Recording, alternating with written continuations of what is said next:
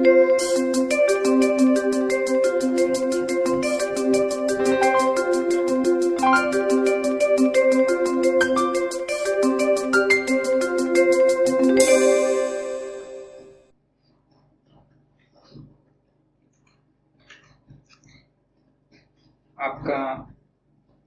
स्वागत है।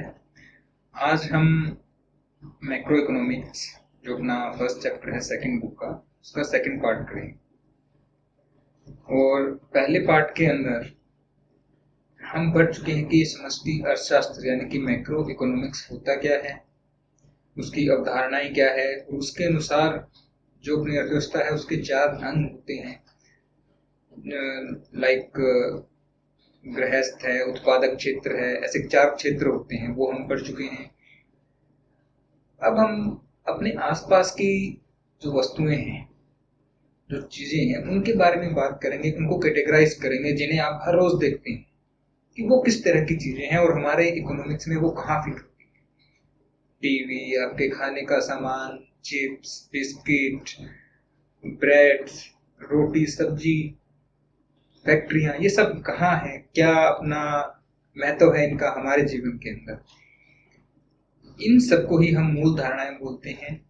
इन्हीं के बारे में हम सबसे पहले बात करेंगे। आगे चलने से पहले जो हमारा पहला टॉपिक है वो वस्तुओं के प्रकार ही है।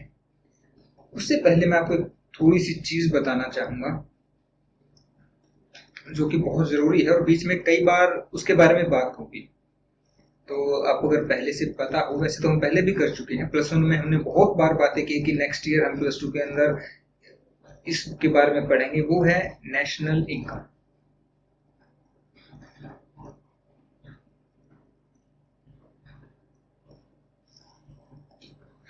या इसको हम बोलते हैं राष्ट्रीय आय।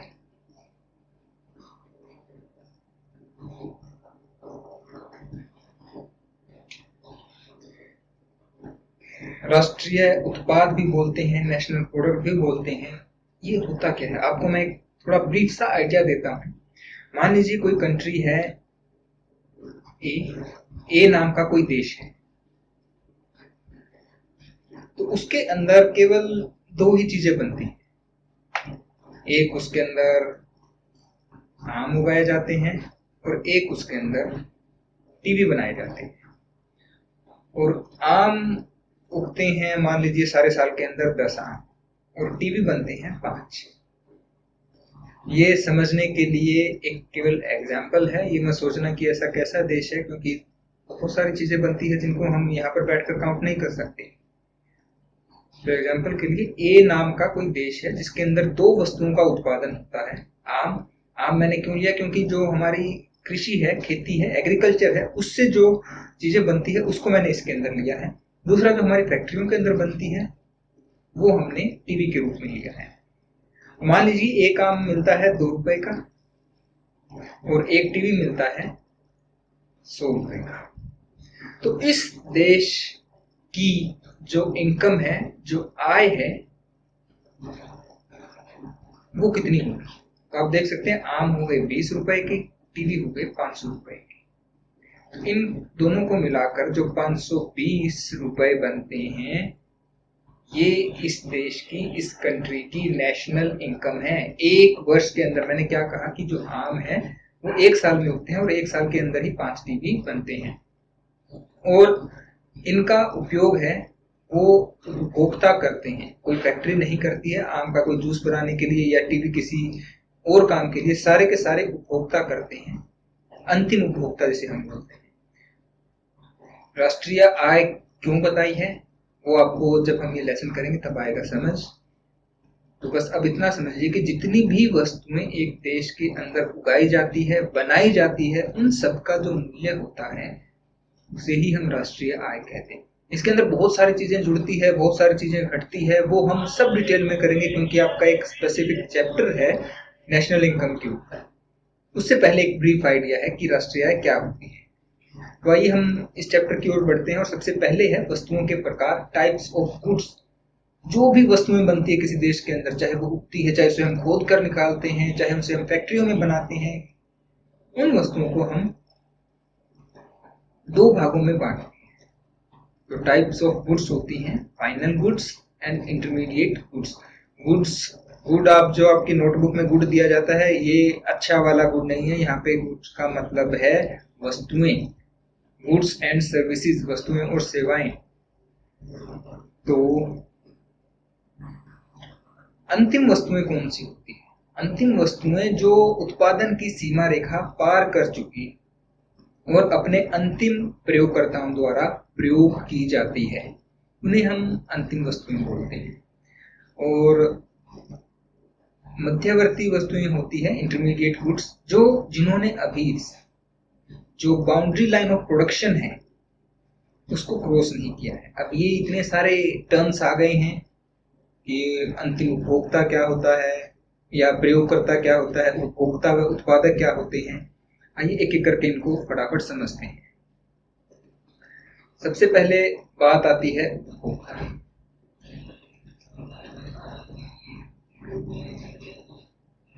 जो किसी वस्तु का उपभोग करता है, ये हम पहले भी पढ़ चुके हैं, यानी कि कंज्यूमर। जो किसी वस्तु का, किसी गुड्स का को कंज्यूम करता है उसे हम उपभोक्ता कहते हैं या कंज्यूमर कहते हैं। ठीक है। अब एक होता है उत्पादक, प्रोड्यूसर। उस वस्तु को जो बनाता है उसे हम उत्पादक या प्रोड्यूसर कहते हैं। क्यों बनाता है? प्रॉफिट के लिए। नॉर्मली वो प्रॉफिट अर्न करने के लिए या लाभ कमाने के लिए किसी वस्तु का निर्माण करते हैं, किसी वस्तु का उत्पादन करते हैं। उन लोगों को हम उत्पादक या प्रोड्यूसर बोलते हैं। एक चीज तो ये क्लियर होती है। दूसरी बात है अंतिम उपभोक्ता। अंतिम उपभोक्ता या अंतिम प्रयोगकर्ता, जो फाइनल कंज्यूमर है, वो क्या होता है?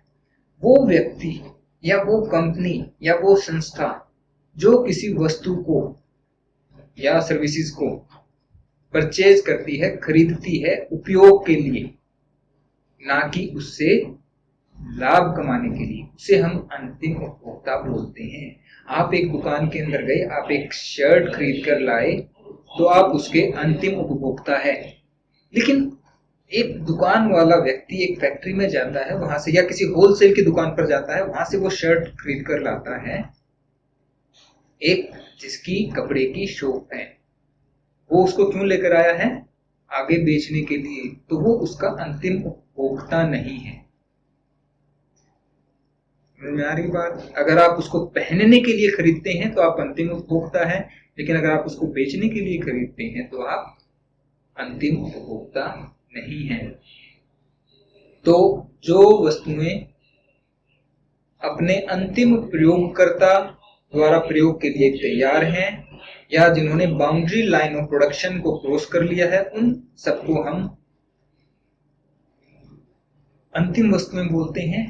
इनके अलावा जो भी प्रोडक्शन में है या जो भी तैयार नहीं हुई, उन्हें हम मध्यवर्ती वस्तुएं या इंटरमीडिएट गुड्स बोलते हैं। बिल्कुल शर्ट वाला एग्जांपल है।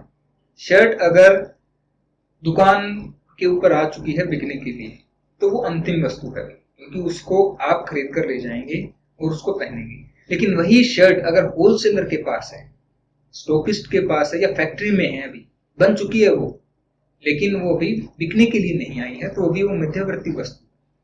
या फिर हम बात करते हैं आटे की। आटा अगर आपके घर में आ गया है, उससे आप रोटी बनाएंगे, तो वो अंतिम वस्तु है। लेकिन आटा एक फैक्ट्री में गया है जहां बिस्किट्स बनते हैं, तो वो आटा अभी मध्यवर्ती वस्तु है, वहां से उस आटे के बिस्किट बनाए जाएंगे और वो बिस्किट फिर आपके पास आएंगे। तो आई होप कि आप समझ गए होंगे कि फाइनल गुड्स और इंटरमीडिएट गुड्स में क्या डिफरेंस होता है। अब हम बात करते हैं फाइनल गुड्स की, अंतिम वस्तुओं की। अंतिम वस्तुएं भी दो प्रकार की, एक अंतिम उपभोक्ता वस्तुएं, फाइनल कंज्यूमर गुड्स, और एक अंतिम उत्पादक वस्तुएं, फाइनल प्रोड्यूसर गुड्स। अच्छा, अंतिम वस्तुएं हैं। इतनी बात समझ आ गई कि ये बन चुकी है और तैयार है अंतिम प्रयोगकर्ता के लिए। इन्होंने बाउंड्री लाइन ऑफ प्रोडक्शन को क्रॉस कर लिया है। तो उपभोक्ता वस्तुएं कौन सी होती है जो कि आपके उपभोग के लिए आ गई है, उनसे आप और कुछ नहीं बनाएंगे, उनको बस आप इस्तेमाल करेंगे। आप घर पर संतरे लेकर आए हैं तो आप इनको खाएंगे। आप घर में टीवी लेकर आए हैं तो आप टीवी से क्या करेंगे, उसको देखेंगे। आप घर में कंप्यूटर लेकर आए हैं तो कंप्यूटर से अपना काम करेंगे। आप घर में एक सिलाई मशीन लेकर आए हैं तो उससे आप घर में कपड़े जो भी सिलना चाहते हैं वो करेंगे। लेकिन उत्पादक वस्तुएं कौन सी होती है जिनको उत्पादक लोग खरीदते हैं और उनसे और वस्तुएं बनाते हैं। जैसे कि ट्रैक्टर है। ट्रैक्टर आप घर पे लेकर आए हो, लेकिन ट्रैक्टर से आप करते क्या हो, गेहूं उगाते हो, चावल उगाते हो, कपास उगाते हो। तो ट्रैक्टर क्या होगा, अंतिम उत्पादक वस्तु होगी, ना कि ये उपभोक्ता वस्तु होगी। सिलाई मशीन है, सिलाई मशीन आपने खरीदी, वो उपभोक्ता वस्तु है। सिलाई मशीन कोई दर्जी खरीदता है, टेलर खरीदता है, वो क्या करेगा, वो कपड़े बनाएगा और उनको बनाने की जो सेवा दे रहा है उसके पैसे लेगा। उस समय वो उत्पादक वस्तु है। तो ये पॉइंट वैसे आगे भी आएगा कि एक ही वस्तु वो उपभोक्ता वस्तु भी है और वही वस्तु उत्पादक वस्तु भी है। तो एक ही जो थिंग है या जो चीज है, जो वस्तु है, वो फाइनल कंज्यूमर गुड्स भी है और वो फाइनल प्रोड्यूसर गुड्स भी हो सकती है। तो आपको समझ आ गया होगा, ऐसी गुड्स जो कि कंजप्शन के लिए आ गई है उन्हें हम फाइनल कंज्यूमर गुड्स बोलते हैं, और ऐसी गुड्स जिनसे कि और कंज्यूमर गुड्स बनाई जाएंगी उन्हें हम फाइनल प्रोड्यूसर गुड्स बोलते हैं। अब कोई फैक्ट्री वाला है, वो एक मशीन खरीदता है, वो मशीन क्या है, एक फाइनल गुड है, क्योंकि वो आगे बेचेगा नहीं, उसने अपनी फैक्ट्री के अंदर लगानी है वो, लेकिन उस गुड्स से वो क्या करेगा, और गुड्स को प्रोड्यूस करेगा, इसलिए वो प्रोड्यूसर गुड है। तो आइए आगे बढ़ते हैं। अब बात करते हैं एक्सपेंडिचर की, व्यय जिसे हम बोलते हैं, खर्च जिसे हम बोलते हैं। तो ये होता है दो प्रकार का, एक है कंजप्शन एक्सपेंडिचर, दूसरा है इन्वेस्टमेंट एक्सपेंडिचर। उपभोग व्यय मतलब जो खर्चा हम करते हैं उन वस्तुओं के ऊपर जो कि उपभोग के लिए इस्तेमाल की जाती है, अर्थात परिवार द्वारा अंतिम उपभोग वस्तुओं पर किए गए खर्च को उपभोग व्यय बोलते हैं या कंजप्शन एक्सपेंडिचर बोलते हैं। जैसे कि हम एक सिलाई मशीन खरीद कर लाए थे, तो वो उसके ऊपर जो एक्सपेंडिचर होगा, उसके ऊपर जो खर्चा होगा, वो कंजप्शन एक्सपेंडिचर होगा। आपने घर के लिए टीवी खरीदा है, आपने घर के लिए सब्जी खरीदी है, गेहूं खरीदा है, वो सब कंजप्शन एक्सपेंडिचर में आए।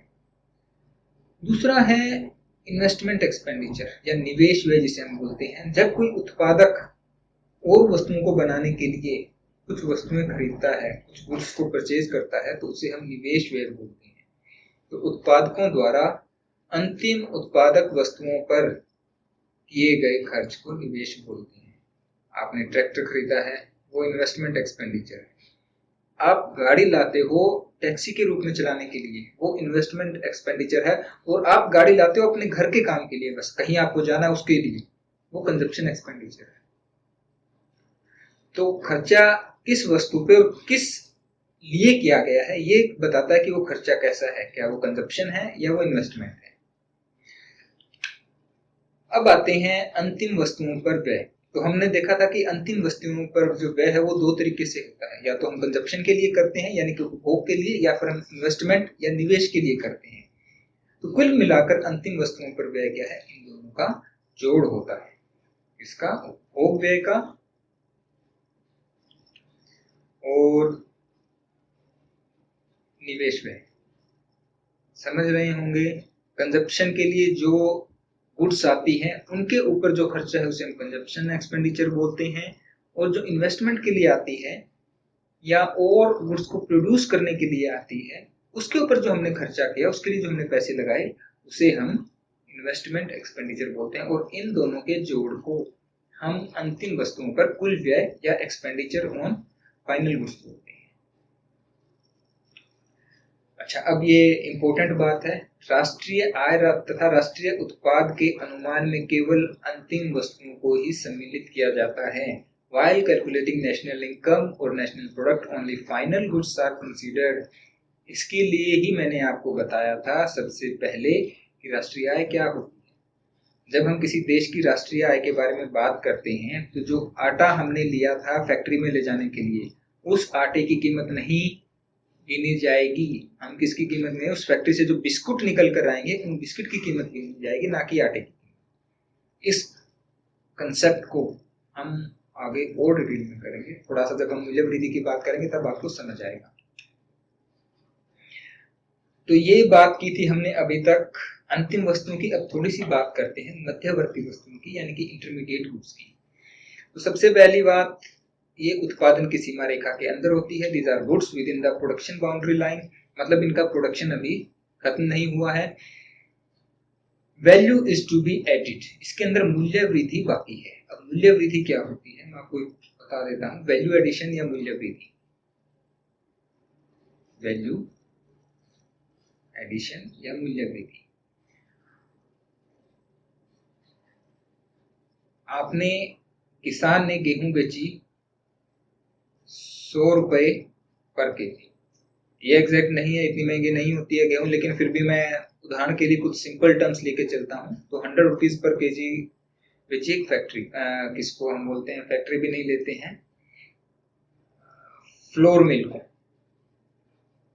फ्लोर मिल मतलब आटा चक्की। उसने उस गेहूं को पीस दिया और पीसने के वो लेता है 50 रुपीज पर केजी, ठीक है। तो उसने 100 रुपए में गेहूं खरीदी, उसके ऊपर चार्ज लगाए 50 रुपए, 1 किलो पीसने के वो 50 रुपए लेता है। तो अब उसके पास जो आटा है, अब गेहूं से क्या बन गया, आटा 100, तो वो फ्लोर या आटा कितने का हो गया, 150 रुपए का। तो उस गेहूं के अंदर जो ये 50 रुपए है, ये उसके मूल्य में वृद्धि हुई है। इसी को हम वैल्यू एडिशन या मूल्य वृद्धि बोलते हैं। अब आगे चलते हैं एक स्टेप और, हम फैक्ट्री में चलते हैं जो बिस्किट बनाती है। वो अब 150 रुपए प्रति किलो आटा खरीदती है, उसके बिस्किट बनाती है, उसके अंदर चीनी मिलाती है, कुछ भी करती है। अब इस बिस्किट को वो 250 रुपए प्रति केजी बेचती है। 1 किलो 250 रुपए के, 250 रुपीज के। तो मूल्य वृद्धि कितनी हुई, 100 रुपए की। जो पहले मूल्य था अब उससे कितना ज्यादा मूल्य हो गया, उसी को मूल्य वृद्धि बोलते हैं। तो यहाँ पर अगर मूल्य वृद्धि कुछ हो चुकी है, कुछ होना बाकी है, value is to be added, तो वो वस्तु क्या कहलाएगी, इंटरमीडिएट गुड्स। एक आपको मैंने शर्ट का एग्जांपल दिया था, शर्ट अभी होलसेलर के पास है, वैसे तो वो बन चुकी है, कोई उसको पहन भी सकता है, लेकिन वहां वो पहनते नहीं है। पहनेंगे कब, जब उससे खरीदेगा रिटेलर, जो आपकी दुकान वाला है, वो खरीदेगा और अपना प्रॉफिट उसके अंदर जोड़ेगा। उसके अंदर कोई नई बटन नहीं लगेगी, उसको प्रेस भी नहीं करनी, कुछ भी नहीं फर्क आएगा, लेकिन अभी भी उसकी मूल्य वृद्धि बाकी है क्योंकि वो बिकने के लिए नहीं आई है। तो वो भी एक इंटरमीडिएट गुड होगी। तो आगे बढ़ते हैं। एक ही वस्तु अंतिम या मध्यवर्ती हो सकती है। Same good could be final और इंटरमीडिएट गुड, ये हम कर चुके हैं, आप समझ भी चुके होंगे। जो सिलाई मशीन का एग्जांपल हमने लिया था, सुइंग मशीन जिसे हम बोलते हैं, जिसे हम कपड़े सिलते हैं, वो अंतिम भी हो सकती है, मध्यवर्ती भी हो सकती है। वस्तुओं का उपयोग ही महत्व रखता है। Only and use of goods matter. अब वस्तु का जो अंतिम उपयोग है वो कैसे किया जाता है, उससे हमें पता चलता है कि वो वस्तु मध्यवर्ती है या वो वस्तु अंतिम है। हम संतरे लेकर आए, ऑरेंजेस अपने बाय किए, हम घर पर लेकर आए, हमने उनको खा लिया। कंडीशन एक, ये केस एक है कि हम घर पर संतरे लेकर आते हैं, उनको छीलकर खा लेते हैं। दूसरा, एक जूस की दुकान वाला, एक जूस की शॉप है, वो संतरे लेकर आया है, ऑरेंजेस लेकर आया है। अब यहाँ पर और यहाँ पर जो ऑरेंजेस है, दोनों के अंदर डिफरेंस है। यहाँ पर ये ऑरेंजेस क्या है, फाइनल गुड्स हैं, अंतिम वस्तुएं हैं, और यहाँ पर ये है मध्यवर्ती वस्तुएं, क्योंकि अभी इनके अंदर वैल्यू एडिशन होगी। उनका जूस बनाया जाएगा, उनमें चीनी या नमक जो भी मसाले वो डालते हैं वो डाले जाएंगे, फिर आपको मिलेगा। तो इनके अंदर अभी मूल्य वृद्धि भी बाकी है। इनका अंतिम उपयोग कैसे हुआ है, अंतिम उपयोग हुआ है जूस बनाने के लिए, तो ये मध्यवर्ती हो गई, यहाँ पर ये फाइनल गुड्स हो गई। तो आप समझ गए होंगे। अब मैं थोड़ा सा डिफरेंस फटाफट आपको बता देता हूँ। कच्चे माल के रूप में प्रयोग होता है मध्यवर्ती वस्तुओं का, और जो अंतिम वस्तुएं हैं उनका कच्चे माल के रूप में प्रयोग नहीं होता। इनकी लाभ के लिए पुनः बिक्री होती है। शर्ट वाला एग्जांपल, लाभ के लिए, उसमें कुछ और नहीं जुड़ा है, लेकिन लाभ के लिए दोबारा बेची जाती है। इनकी लाभ के लिए पुनः बिक्री नहीं होती। ये अभी उत्पादन सीमा रेखा के अंदर होती हैं। ये अंतिम प्रयोगकर्ता के लिए तैयार है। इनमें भी मूल्य वृद्धि की जानी है, इनमें मूल्य वृद्धि नहीं की जानी। राष्ट्रीय आय की गणना में मध्यवर्ती वस्तुएं सम्मिलित नहीं होती है। राष्ट्रीय आय की गणना में ये फाइनल गुड्स शामिल की जाती है। और इन हर एक बात को हमने डिटेल में पहले ही कर लिया है। ये एक समरी है मध्यवर्ती वस्तुओं और अंतिम वस्तुओं के। अब बात आती है थोड़ा सा कि मध्यवर्ती वस्तुएं हैं, उनमें जो अंतर किया है उसकी इंपॉर्टेंस क्या है, उसका क्या महत्व है, क्यों जरूरी है। तो इसका एक ही बात है, राष्ट्रीय आय के अंदर गणना के लिए। अभी आपने एग्जांपल लिया था जो हमने 100 रुपए की गेहूं थी, ठीक है, यहाँ पे आटा बना था, उस आटे की कीमत हो गई थी 150 रुपए। फिर यहाँ पे बिस्किट बने थे, उनकी कीमत हो गई थी 250 रुपए। अब गेहूं भी देश के अंदर उत्पादन हुई है, आटा भी देश के अंदर बना है, बिस्किट की भी। अगर हम इन तीनों को जोड़ दें तो ये बनते हैं 500 रुपए। लेकिन ये राष्ट्रीय आय की गणना गलत हो जाएगी।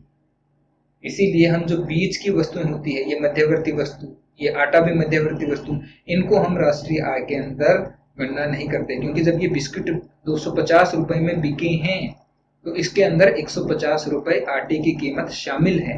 जब ये आटा 150 में बिका है तो इसके अंदर 100 रुपए गेहूं की कीमत शामिल है। अगर हम इन सबको जोड़ेंगे तो गेहूं की कीमत और आटे की कीमत 2 बार जुड़ जाएगी, और जो 250 रुपए की चीज है उसके हम 500 रुपए लगा रहे हैं। इसीलिए जो राष्ट्रीय आय है उसके अंदर केवल फाइनल गुड्स यानी कि अंतिम वस्तुओं की ही कैलकुलेशन की जाती है, उनको इनकी ही गणना की जाती है। अब वस्तुओं के प्रकार दोबारा आया है, लेकिन अब हम थोड़े और तरीके से इन वस्तुओं का वर्गीकरण करेंगे, इनको क्लासिफाई और तरीके से करेंगे। अब आती है उपभोक्ता वस्तुएं, कंज्यूमर गुड्स, और पूंजीगत वस्तुएं, कैपिटल गुड्स। वहां पर क्या थी, अंतिम वस्तुएं और मध्यवर्ती वस्तुएं। अब ये वस्तुएं हैं वो बन चुकी है। अब इसको अगर हम थोड़ा सा ऐसे भी कहें कि अंतिम वस्तुएं हैं तो भी अतिशयोक्ति नहीं होगी। तो कंज्यूमर गुड्स कौन सी होती है? Consumer goods are those satisfying direct needs of human and are not used for production of other goods. ऐसी वस्तुएं हैं जो मानव की या परिवार की आवश्यकताओं को सीधा पूरा करती है, और उन वस्तुओं को हम इस्तेमाल नहीं करते हैं और वस्तुओं के उत्पादन के लिए।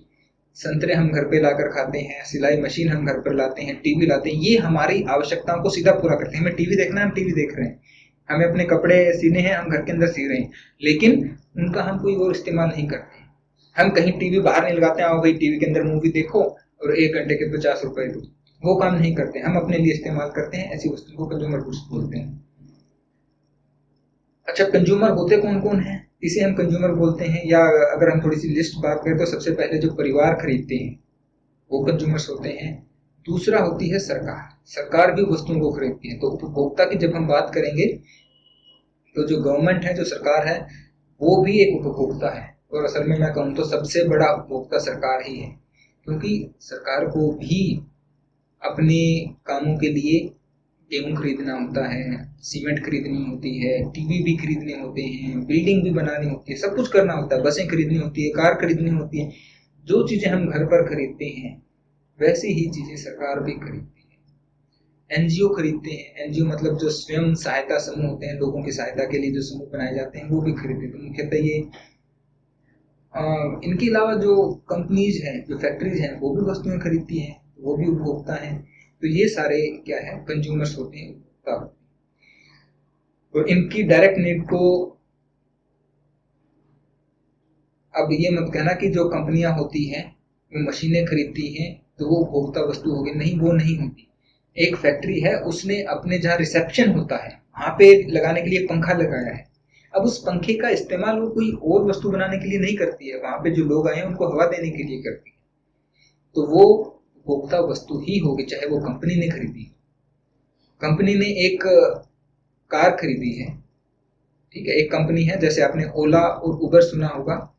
वो क्या करती है, लोगों को एक दूसरी जगह से दूसरी जगह छोड़ती है। तो वो कार अब उपभोक्ता वस्तु नहीं है, क्योंकि उससे वो सेवाएं देती है लोगों को, उससे वो पैसे कमाती है। वो कैपिटल गुड्स में आएंगे। तो पूंजीगत वस्तु या कैपिटल गुड्स कौन सी होती है? वो किसी भी कंपनी द्वारा, व्यक्ति द्वारा, सरकार द्वारा इस्तेमाल की जाती है वस्तुओं और सेवाओं के उत्पादन के लिए। दीज गुड्स आर, या हम कहेंगे capital goods are use to produce goods and services, और उससे हम प्रॉफिट कमाते हैं, लाभ कमाते हैं। अच्छा, उपभोक्ता वस्तुएं कंज्यूमर गुड्स हैं, उनकी आगे टाइप्स हैं। टिकाऊ वस्तुएं यानी कि ड्यूरेबल गुड्स, अर्ध टिकाऊ वस्तुएं सेमी ड्यूरेबल गुड्स, गैर टिकाऊ वस्तुएं नॉन ड्यूरेबल गुड्स, एंड सेवाएं सर्विसेज।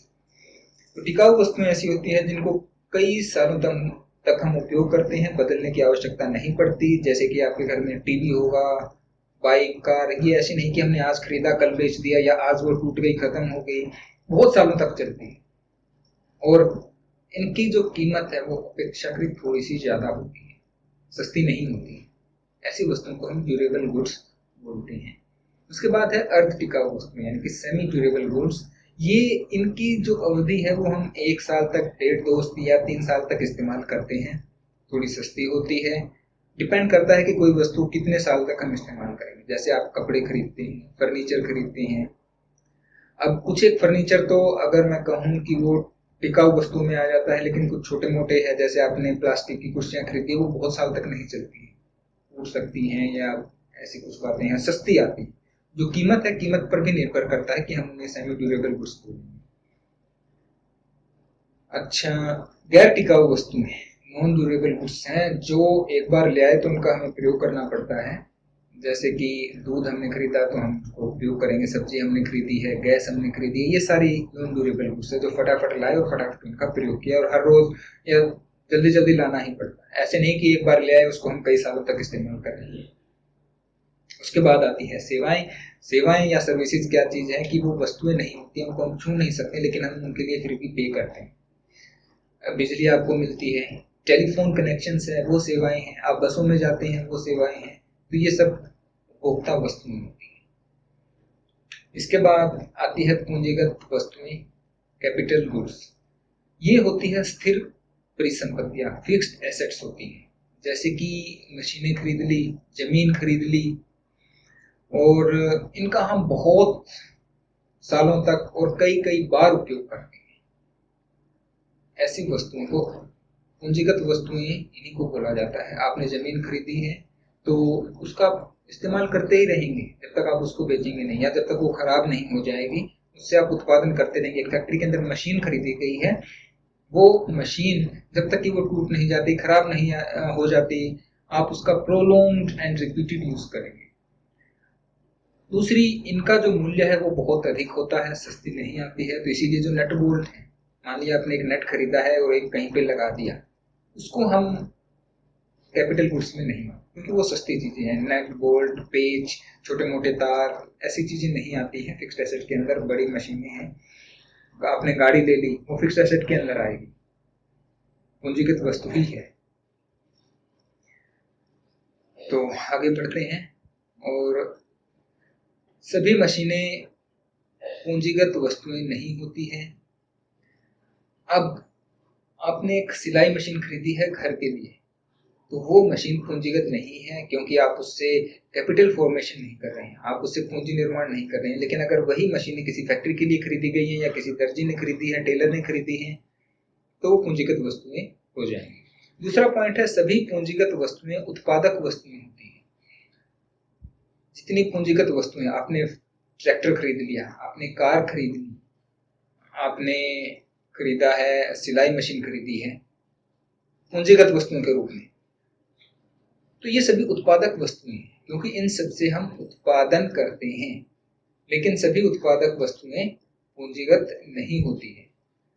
जैसे कि आपको मैं एक उदाहरण देता हूं, सिलाई मशीन का ही।